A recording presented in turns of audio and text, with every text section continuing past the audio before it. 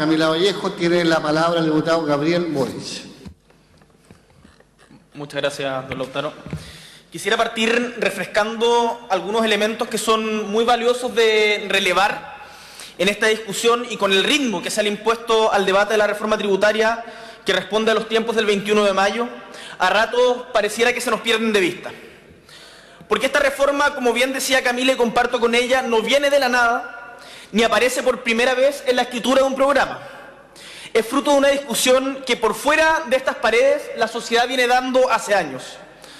Sus hitos de apoyo ciudadano no son, como han dicho algunos, las primarias o las elecciones. La política ha tenido que hacer un gesto de abandonar su clásica estrechez para incorporar la reforma tributaria a esta discusión. La verdad es que la reforma tributaria no estaba dentro de los planes hasta hace un par de años. Y es gracias a las movilizaciones que hoy día estamos hablando de una posible reforma tributaria, de una reforma educacional y también de una nueva constitución mediante asamblea constituyente. Gobierno y oficialismo han declarado su voluntad para abrirse a la vocación de la ciudadanía de ir reconquistando su capacidad de ser sujetos de derecho para recuperar la soberanía sobre la cultura y la vida propia que les ha sido despojada. Y es que, parafraseando una carta que firmáramos con otros exdirigentes estudiantiles, durante años se le prometió a los ciudadanos que su inversión en educación sería la llave para un futuro mejor. Mentira. La expansión educacional era la principal conquista de nuestro modelo de desarrollo, pero la promesa no se cumplió y hoy día la educación es la herida por la que sangra brutalmente nuestro país.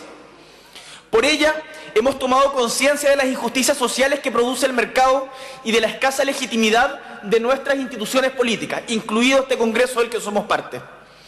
Y es de eso precisamente de lo que se trata esta discusión, de cómo deshacer una injusticia producida por la mercantilización progresiva de la educación.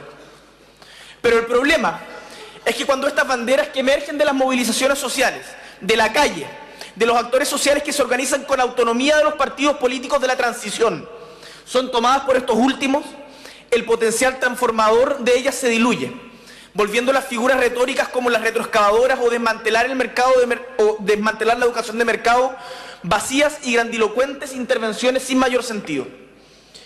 El viejo mundo se muere, el nuevo tarda en aparecer, y en ese claroscuro surgen los monstruos, decía el político de moda en la bancada de la UDI, Antonio Gramsci. Pero frente a estos monstruos hay que estar alerta, porque el derecho a la educación, hay algunos que lo proponen en cohabitación de vouchers que subsidian universidades. El trato preferencial a las universidades estatales se transforman en convenios de desempeño concursables para investigación. La participación del movimiento social por la educación, y en particular del estudiantil, se vuelve una reunión entre muchas que termina en confusiones. La reforma tributaria ya no es un debate sobre cómo organizar una sociedad que reconoce sus derechos, sino una vía pragmática de financiamiento ad hoc, y más encima para una reforma educacional que pareciera estrecha, ambigua y parcelada. Los recursos naturales, por cierto, son los grandes ausentes del debate. No hay definiciones sustantivas. La pregunta clave es si luego de estas reformas tendremos un Estado más o menos subsidiario. Y es en función de estos elementos que quisiera discrepar del optimismo de algunos colegas que ven en este Chile del 13 de mayo de este año 2014 abierto un nuevo ciclo político y social. Un nuevo ciclo político tendrá nuevos actores políticos y hoy día, desgraciadamente, aún no los tenemos.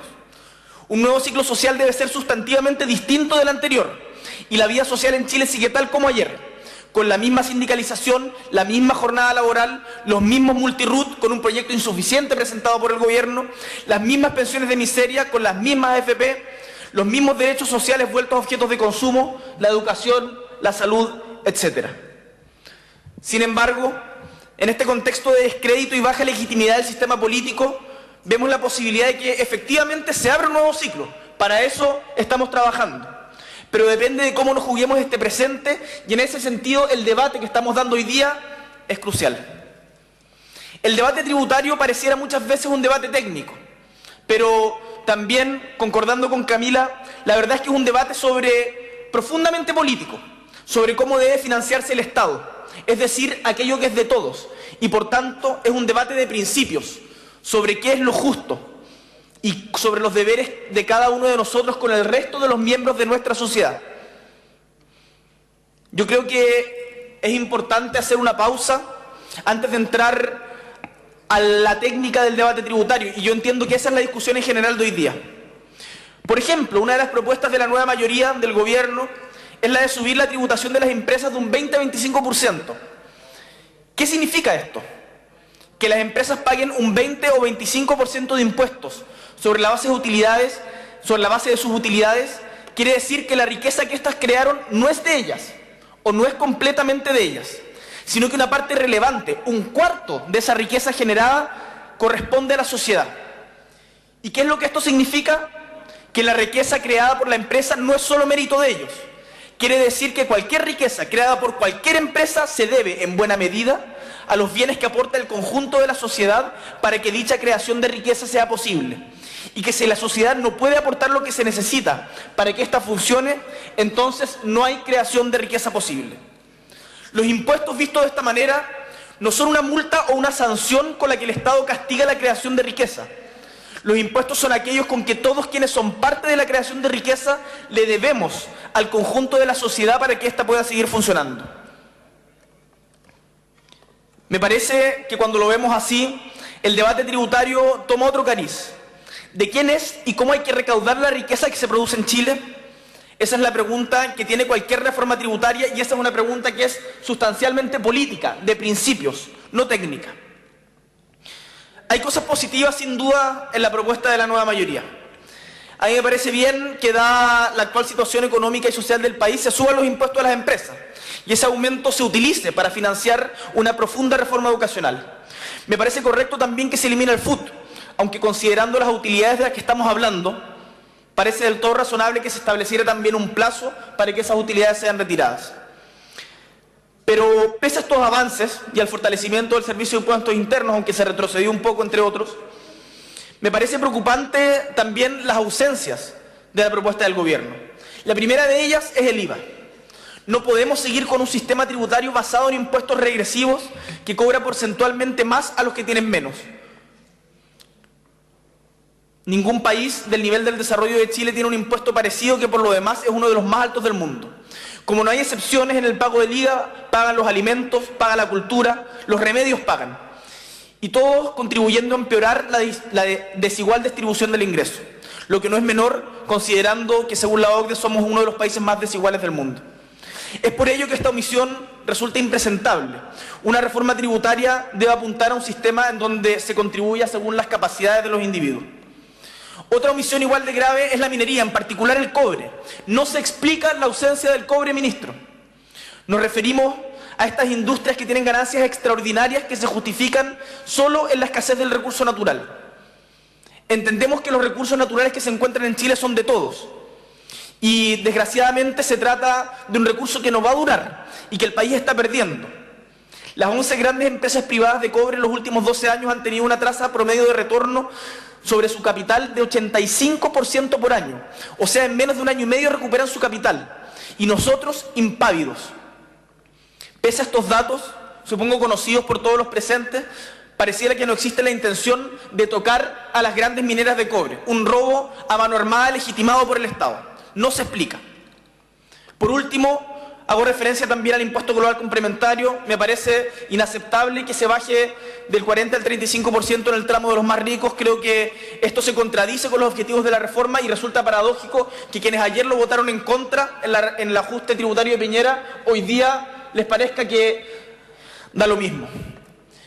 Pero pese a estos problemas, me gustaría enfrentar algunas de las críticas que se le han formulado a este proyecto. Dicen algunos en la derecha que no sabemos en qué se va a gastar la plata. Yo creo que la reforma tributaria es un bien en sí mismo, en la medida en que ayude a disminuir la desigualdad. Dicen que los grandes beneficiados van a ser los bancos. No debiera ser así, que se estudie, ministro. Pero entonces, si fuera así, regulemos los bancos. Dicen que va a aumentar el precio de las viviendas. En Magallanes, las empresas inmobiliarias tienen una bonificación de mano de obra del 20%. Y sin embargo, ese 20% de beneficios no se ha traspasado al costo final. ¿Por qué se habría de traspasar hoy día el aumento del IVA? Empecemos a regular las inmobiliarias también, fiscalicémoslas. Que no trate la derecha de sumarse a los cuestionamientos que algunos hemos hecho a la reforma tributaria, porque nuestras razones son muy diferentes. Pero también, y con esto termino, que no se equivoque la nueva mayoría. La marcha del pasado jueves, diputado Chilling, no fue a favor de este gobierno. La marcha del jueves pasado, y bien lo señalaron los dirigentes estudiantiles, demostró que las movilizaciones no eran tampoco contra el gobierno de Piñera. Las movilizaciones de los últimos años han sido por una demanda en positivo. Diputado. Con esto termino, para consagrar la educación como un derecho social universal garantizado por el Estado sin discriminación alguna. Y me alegro que hoy los diputados de la nueva mayoría estén defendiendo la universalidad por sobre la focalización, porque lo vamos a cobrar. No aceptaremos más gatopardismo como fue la levantada de manos en el Salón Bombardas de la Moneda del 2007.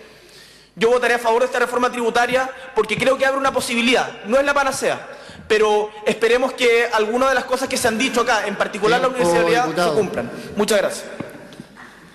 Gracias, diputado Boris. Tiene la palabra.